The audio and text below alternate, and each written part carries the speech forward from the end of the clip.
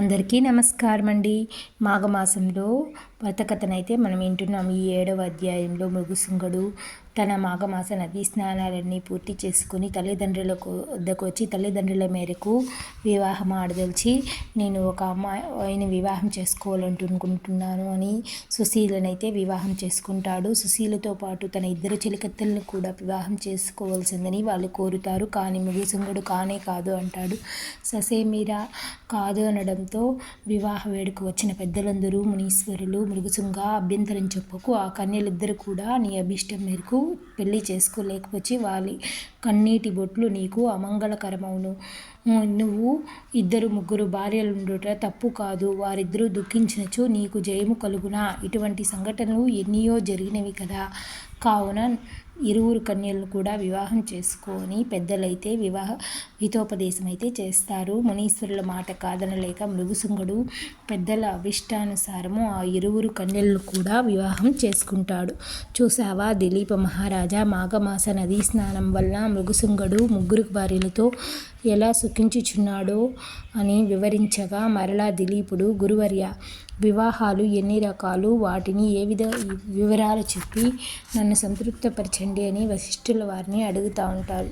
వివాహం చేసుకునేటప్పుడు ఒక గృహస్థు ఏ ధర్మాలను ఆచరించాలి అని కూడా దిలీప మహారాజు వశిష్ఠ మహర్షిని అడుగుతాడు. అప్పుడు వశిష్ఠ మహారాజు గృహస్థు ఎలా ఉండాలి, ఒక ఇంట్లో ఒక గృహస్థు ఎలా సత్ప్రవర్తనతో ఉండాలి అనేది అయితే ఈ వీడియోలో మనం తెలుసుకుంటాం.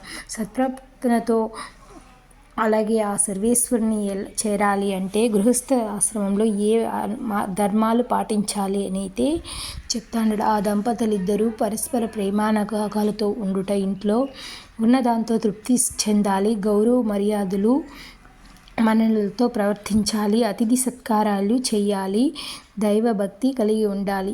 ఇన్ని సద్గుణాలు సంపన్నమైనదే సరి అయిన గృహస్థ ఆశ్రమ ధర్మం.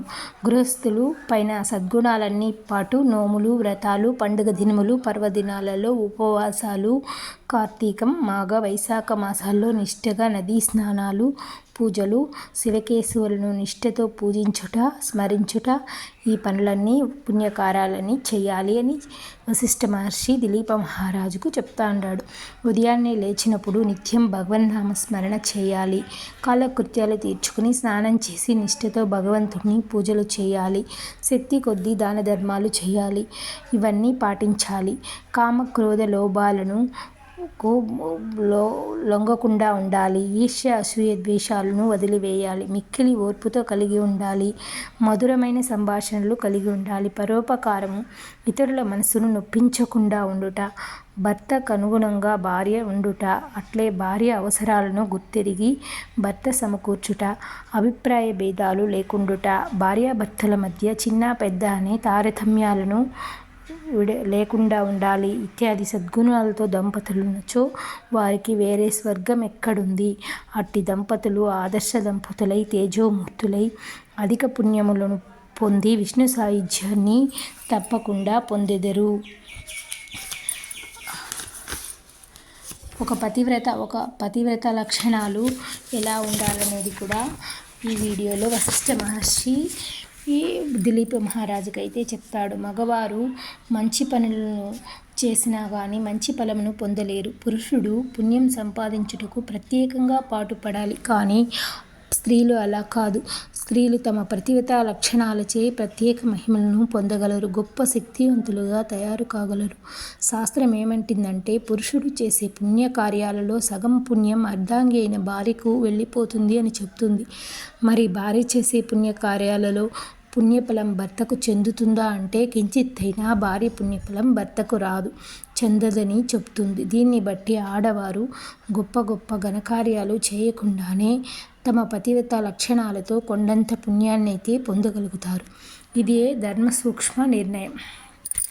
ఒక పతివ్రత ఎలా ఉండాలో శాస్త్రమైతే ఇలా చెప్తుంది. ప్రతి స్త్రీ తన భర్తనే దైవంగా భావించాలి. మగనినే మనసారా ఆరాధించాలి.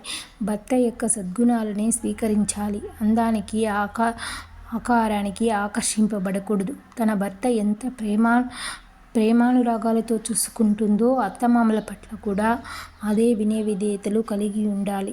తగు భక్తి శ్రద్ధలతో అత్తమామలను సేవించాలి. అట్లే స్త్రీలు సద్గతులను అప్పుడే పొందగలుగుతారు. ఉత్తమ స్త్రీ యొక్క లక్షణాలు ఎట్టుండాలనేదైతే శాస్త్రం ఇలా చెప్తుంది. కారేషు దాసి, కరణేషు మంత్రి, భోజేషు మాత, శయనేషు రంభ, రూపేషు లక్ష్మి, చైమయా ధరిత్రి. పనులు చేయుటలో దాసి వలెను, భర్తకు మంచి మంచి సలహానిచ్చుటలో మంత్రి వలెను, భోజనం వడ్డించినప్పుడు తల్లి వలె బిడ్డకి ఏ విధంగా ఆహారాన్ని తినిపిస్తుందో అలాగా శయన మందిరంలో మంచి శృంగార వయస్య వలె శృంగారించుకుని భర్తకు కొత్త రుచులను చూపించేదిగాను, రూపమందు అందమైన లక్ష్మీదేవిగాను, ఓర్పు వహించుటలో భూదేవి కన్నా మిన్నగాను ఉండవలెనని ఇవి ఏ పతివ్రత లక్షణాలని తెలియజేస్తుంది. బహిష్టు సమయంలో స్త్రీ ఎవరితోనూ మాట్లాడకూడదు. ఆ 4 రోజులు ఏ పని చెయ్యకూడదు, ఎవరిని ముట్టుకోకూడదు. ఆ 4 రోజులు పూర్తి విశ్రాంతి తీసుకోవాలి. ఆ మరునాడు 5వ రోజు ఉదయాన్నే లేచి సూర్యోదయపూర్వమే తలంటి స్నానం చేయాలి. శుభ్రమైన వస్త్రాలు ధరించాలి. ముందుగా భర్త పాదాలకు నమస్కరించాలి. పిమ్మట సూర్యభగవాన్. కానీ ఆ పని ఇప్పుడెవరు చేయటం లేదులే. సూర్యభగవాన్ని తర్వాత తన ఇష్టదేవతలను ప్రార్థించాలి. ఎట్టి పరిస్థితిలోనూ భర్త భుజించకుండా తాను ముందుగా భుజించకూడదు. ఓ దిలీప మహారాజా, మృగశృంగుడు పరిణయమైన ఆ 3 కన్యలు ఈ లక్షణాలు ఉన్నవారే. కావున మృగశృంగుడి సంసారం 3 పువ్వులు 6 కాయలుగా గడిచింది. వారట్లు గృహస్థ ఆశ్రమ ధర్మాలను పాటించి సుఖంగా ఉన్నాడు. మృగశృంగుడైతే ఈ విధంగా సుఖ సంతోషాలతో వర్ధిల్లుతున్నారు. ఇప్పుడు 7వ అధ్యాయం అయితే సమాప్తం. మార్కండేయ పురాణం 7వ అధ్యాయం సమాప్తం. ఈ వీడియో నచ్చితే లైక్ చేయండి, ఫ్రెండ్స్కి షేర్ చేయండి, మన ఛానల్ని సబ్స్క్రైబ్ చేసుకోండి. ఈ విధంగా సంసారంలో మృగశృంగుడు 3 భార్యలతో సంతోషంగా ఆనందంగా గడుపుతూ ఉండగా మృగశృంగుడికి మృకుండు అనే కొడుకు అయితే జన్మిస్తాడు. ఆ మృగశృంగుడు ఉత్తమ కన్యలను వివాహమాడి మిక్కులు సుఖిస్తూ ఉంటాడు. అరమరికలు లేకుండా అత్యానందంతో ఆ 3 స్త్రీలతో సుఖించుచున్న మృగశృంగునికి కొంతకాలం తర్వాత దాని ఫలం అనుభవించే సమయం వచ్చింది. మృగశృంగుని భార్యలో ఒకటి సుశీల గర్భం ధరించింది. 12 బిడ్డను కన్నది. మృగశృంగుడు అతని భార్యలు 3 పరమానందం చెందినారు. తన కుమారుడు తనకంటే గొప్పవాడు కావాలని, సర్వ విద్యలందు సర్వోన్నతుడు అవ్వాలని ఎంచి మృగశృంగుడ ఆ శిశువునికి మృకండు అని నామకరణం చేశాడు. ఆ 3 తల్లులు మృకండుని చూసి మురిసిపోసాగారు. మృకండు దినదిన ప్రవర్ధమానై పెరుగుతా ఉన్నాడు. పువ్వు పుట్టగానే పరిమళిస్తుంది అన్నట్లు మృకండు తల్లిదండ్రుల పట్ల, పెద్దల పట్ల గౌరవ మర్యాదలతో, వినయ విధేయతలతో ఉండేవాడు. అందరినీ ఆకర్షిస్తూ పెద్దలను మురిపించేవాడు. కాలగమనంలో మృకండుడికి 5 ఏళ్ళు నిండినాయి.